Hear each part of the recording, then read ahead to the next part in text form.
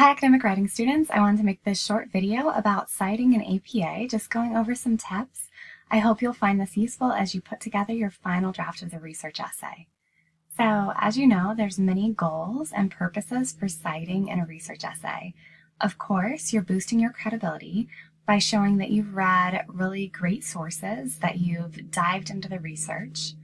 Also, it's very reader-friendly to cite your sources. If I find an interesting statistic in your paper, of course I could just try to Google that statistic and find out where I could learn more.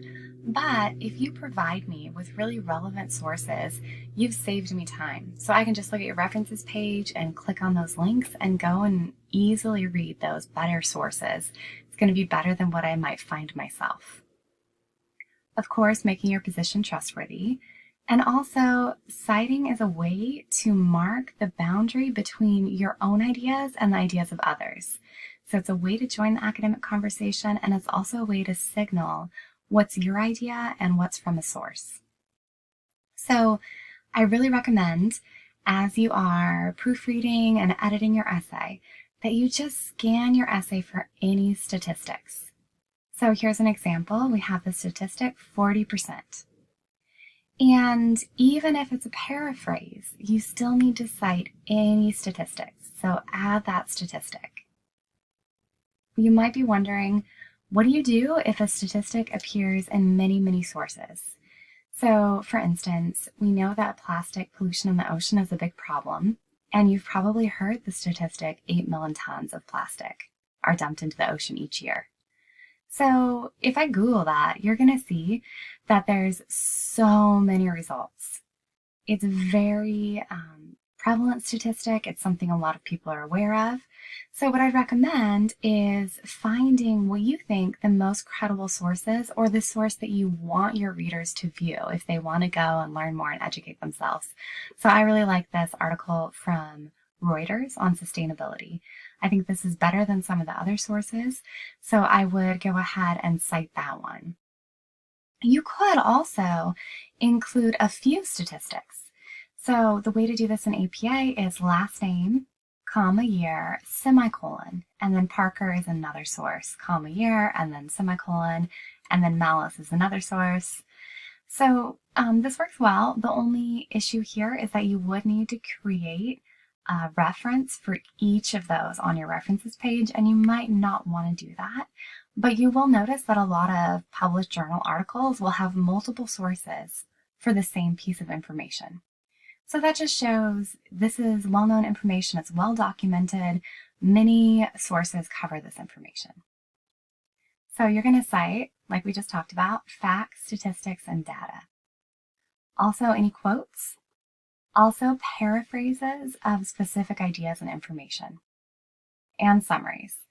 So you want to cite everything in the body of your essay right next to the quote and on your references page. You should not have anything on your references page that you have not cited in the body of your essay. So your references page is not a bibliography of everything you read in the research process. It's only references and sources that you have actually cited in your essay.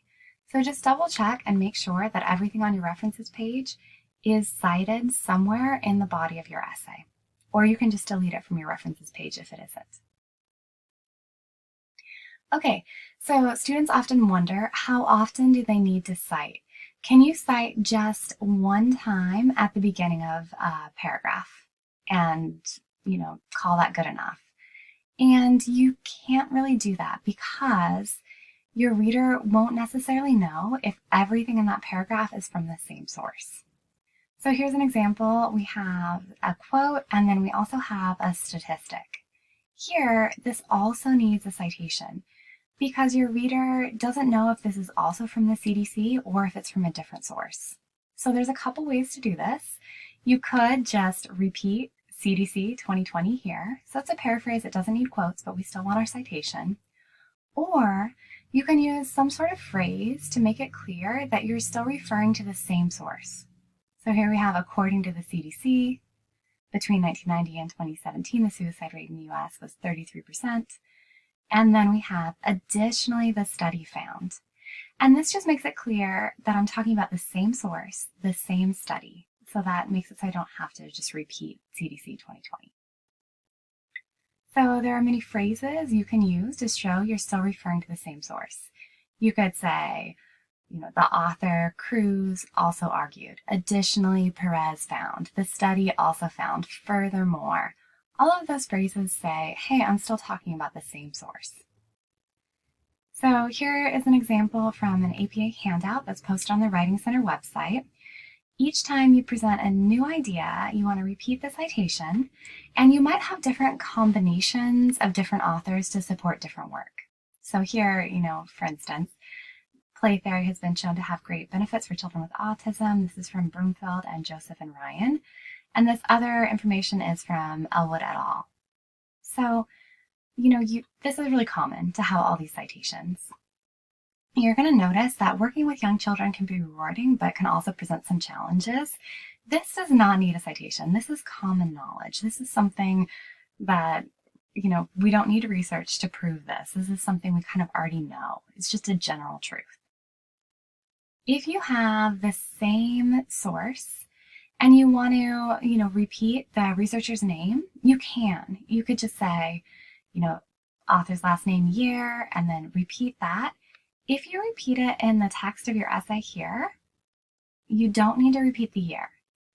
But if you do have it in a parenthetical, you'll repeat the year. So you can see how in this example, we just have the author's name, he found these findings, and that really just shows we're still talking about the same source. This last citation has two sources. So, if you're going to add another source, then just make that really explicit.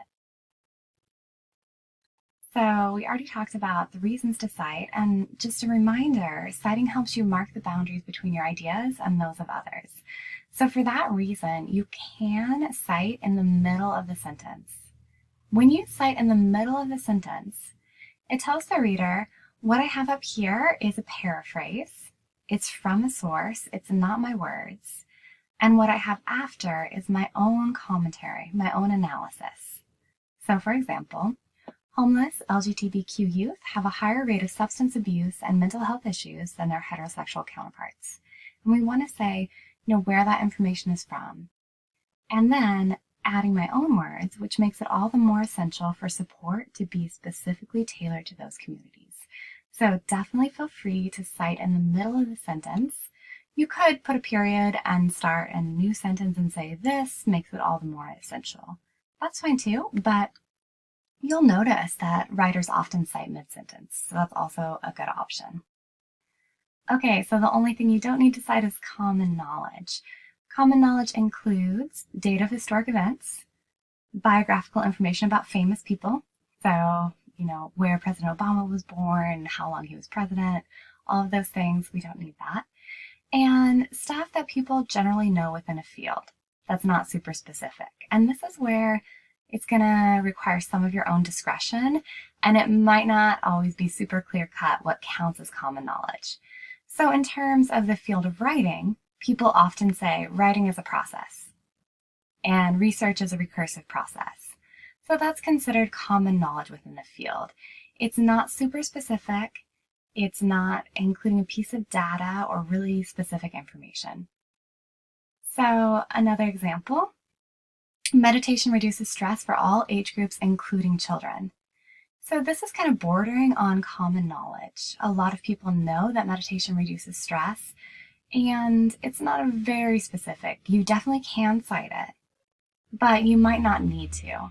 Here we have something quite a bit more specific.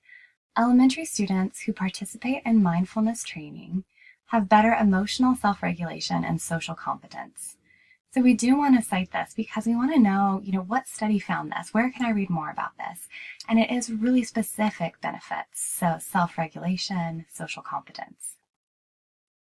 So definitely citing boosts your credibility, also saves your reader time. So in this example, I've cited a couple of studies that show this information.